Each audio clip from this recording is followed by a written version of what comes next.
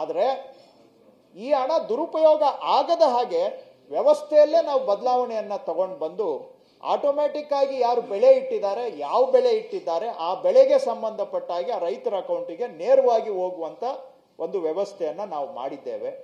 ಹಿಂದೆ ಏನಾಗ್ತಾ ಇತ್ತು, ಪರಿಹಾರ ಕೊಡಬೇಕು ಅಂದಾಗ ಅವರು ವಿಲೇಜ್ ಅಕೌಂಟೆಂಟ್ ಹತ್ರ ಹೋಗಿ ಅವ್ರದ್ದು ಹೆಸರು ಎಂಟ್ರ್ ಮಾಡಿಸ್ಬೇಕಾಗಿತ್ತು. ಆವಾಗ ಕೆಲವರು, ಎಲ್ಲರೂ ತಪ್ಪು ಮಾಡಿಲ್ಲ, ಕೆಲವರು ಯಾರ ಹೆಸರು ಬೇಕಾದರೂ ಎಂಟ್ರ್ ಮಾಡಿದ್ದಾರೆ, ಯಾರ್ದೋ ಜಮೀನು ಯಾರಿಗೋ ಪರಿಹಾರ ಕೊಟ್ಟಿದ್ದಾರೆ, ಅವ್ರು ಇಟ್ಟಿರೋ ಬೆಳೆ ಬೇರೆ ಬೇರೆ ಬೆಳೆಗೆ ಪರಿಹಾರ ಕೊಟ್ಟಿದ್ದಾರೆ, ನೀರಾವರಿ ಇದ್ದವರಿಗೆ ಖುಷ್ಕಿ ಮಾಡಿದ್ದಾರೆ, ಖುಷ್ಕಿ ಇದ್ದವರಿಗೆ ನೀರಾವರಿ ಅಂದ್ರೆ ಹೈಯರ್ ರೇಟ್ಗೆ ಕಾಂಪನ್ಸೇಷನ್ ಕೊಟ್ಟು ವ್ಯಾಪಕವಾಗಿ ಈ ಹಣ ದುರುಪಯೋಗ ಲೂಟಿ ಆಗಿದೆ.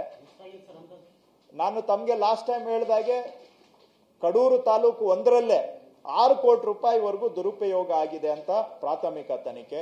ಇದೇ ತರ ಚಿತ್ರದುರ್ಗದಲ್ಲಿ ಆಗಿದೆ, ಹಾವೇರಿಯಲ್ಲಿ ಆಗಿದೆ, ಕಲಬುರಗಿಯಲ್ಲಿ ಆಗಿದೆ, ಬೆಳಗಾಮಲ್ಲಿ ದೂರುಗಳು ಬಂದಿದ್ದಾವೆ. ಎಲ್ಲಾ ಕಡೆನೂ ನಿಮ್ಮ ಉಬ್ಬಿದ ರಕ್ತನಾಳಗಳ ಸಮಸ್ಯೆಗೆ ಎವಿಸ್ ಆಸ್ಪತ್ರೆಯಲ್ಲಿ ಕೇವಲ 30 ನಿಮಿಷದ ಲೇಸರ್ ಚಿಕಿತ್ಸೆಯೊಂದಿಗೆ ಮುಕ್ತಿ ಹೊಂದಬಹುದು. ಹೆಚ್ಚಿನ ವಿವರಗಳಿಗಾಗಿ ಸಂಪರ್ಕಿಸಿ 8088837000. ಕೂಡ ಹಾಸನದಲ್ಲೂ ಕೆಲವು ದೂರುಗಳು ಬಂದಿದ್ದಾವೆ. ಈ ತರ ವ್ಯಾಪಕವಾಗಿ ಬರ ಅಥವಾ ಪ್ರವಾಹ ಪರಿಹಾರ ಹಣ ದುರುಪಯೋಗ ಕಳೆದ ಸರ್ಕಾರದಲ್ಲಿ ಆಗಿದೆ. ಅನರ್ಹರಿಗೆ, ಯಾರು ಬೆಳೆನೇ ಇಟ್ಟಿಲ್ಲ ಅಂತವರಿಗೆ ಪರಿಹಾರ ಹೋಗಿದೆ, ಯಾರು ಬೆಳೆ ಇಟ್ಟಿದ್ರು ಅವ್ರಿಗೆ ಎಷ್ಟು ಸಿಗ್ಬೇಕಾಗಿತ್ತು ಅಷ್ಟು ಸಿಕ್ಕಿಲ್ಲ. ಇವೆಲ್ಲ ಏನಾಗಿತ್ತು, ಕೆಲವು ಅಧಿಕಾರಿಗಳ ವಿವೇಚನೆಗೆ ಬಿಟ್ಟಿತ್ತು. ಸೊ ರೈತರು ಪರಿಹಾರ ಸಿಗುವಂತಹದ್ದು ಯಾರ್ದೋ ಮರ್ಜಿಯಲ್ಲಿ ಸಿಗಬೇಕಾಗಿತ್ತು. ಈ ಬಾರಿ ನಾವೇನು ಮಾಡಿದ್ದೇವೆ, ಅದನ್ನ ಒಂದು ಹಕ್ಕಾಗಿ ಪರಿವರ್ತನೆ ಮಾಡಿದ್ದೇವೆ. ಪರಿಹಾರ ಸಿಗೋದು ಒಬ್ಬ ರೈತರು ಕೂಡ ಬಂದು ನನಗೆ ಪರಿಹಾರ ಕೊಡಿ ಅಂತ ಅರ್ಜಿ ಕೊಡಬೇಕಾಗಿಲ್ಲ. ಈ ಬಾರಿ ಅವ್ರದ್ದು ನಮ್ಮ ಡೇಟಾ ಬೇಸ್ ಅಲ್ಲಿ ಎಂಟ್ರಿ ಮಾಡ್ಲಿಕ್ಕೆ ಮಾತ್ರ ಹೇಳಿದ್ದೇವೆ, ಬಿಟ್ರೆ ಪರಿಹಾರಕ್ಕೆ ಅರ್ಜಿ ಕೊಡೋ ವ್ಯವಸ್ಥೆಯನ್ನ ತೆಗೆದುಹಾಕಿ ಅವ್ರಿಗೆ ಇದು ಹಕ್ಕು, ಇದು ಅವರು ರೈತರು ಇದಕ್ಕೆ ಅವ್ರ ಎಂಟೈಟಲ್ಮೆಂಟ್, ಅವರ ಹಕ್ಕನ್ನ ತೆಗೆದುಕೊಳ್ಳೋ ರೀತಿಯಲ್ಲಿ ಪರಿಗಣಿಸಿ. ಯಾಕಂದ್ರೆ ನಾವು ಕೊಡೋವಾಗ ಅವ್ರು ಬಂದು ನಮ್ಮನ್ನ ಅಂಗಲಾಚಿ ಕೇಳ್ಕೊಂಡು ಕೊಡುವಂತಹದ್ದು ಗೌರವ ಅಲ್ಲ, ಸ್ವಾಭಿಮಾನ ಅಲ್ಲ.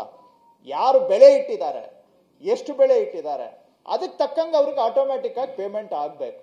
ನಾವು ಕೊಡೋದು ಏನು ಅವರಿಗೆ ಏನೋ ಭಿಕ್ಷೆ ಕೊಟ್ಟ ಹಾಗೆ ಕೊಡುವಂತಹದ್ದು ಆಗಬಾರ್ದು. ಅವ್ರು ಬಂದು ಕೇಳಬೇಕು, ನಾವು ಅದನ್ನ ಏನೋ ಭಿಕ್ಷೆ ಕೊಟ್ಟಂಗೆ ಕೊಡುವಂಥದ್ದು ಆಗಬಾರ್ದು ಅಂತೇಳಿ ನಾವು ನೇರವಾಗಿ ಬೆಳೆ ಸಮೀಕ್ಷೆ ಮಾಹಿತಿ ತಗೊಂಡು, ರೈತರದ್ದು ಆಧಾರ್ ಮಾಹಿತಿ ತಗೊಂಡು ಅವ್ರ ಅಕೌಂಟಿಗೆ ಇವತ್ತು ದುಡ್ಡು ಹಾಕುವಂತ ಒಂದು ಹಕ್ಕಾಗಿ ಇದನ್ನ ಪರಿವರ್ತನೆ ಮಾಡಿದ್ದೇವೆ.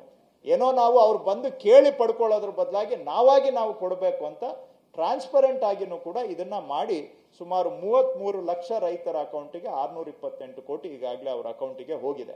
ಮುಂದುವರೆದು ನಾನು ಹೇಳಿದ್ದೇನೆ ಎಲ್ಲ ಅಧಿಕಾರಿಗಳಿಗೆ, ಪ್ರತಿ ಗ್ರಾಮ ಪಂಚಾಯಿತಿಯಲ್ಲಿ ಯಾವ್ಯಾವ ರೈತರ ಅಕೌಂಟಿಗೆ ಎಷ್ಟು ದುಡ್ಡು ಹೋಗಿದೆ ಅಂತ ಅಲ್ಲಿ ಪ್ರಕಟ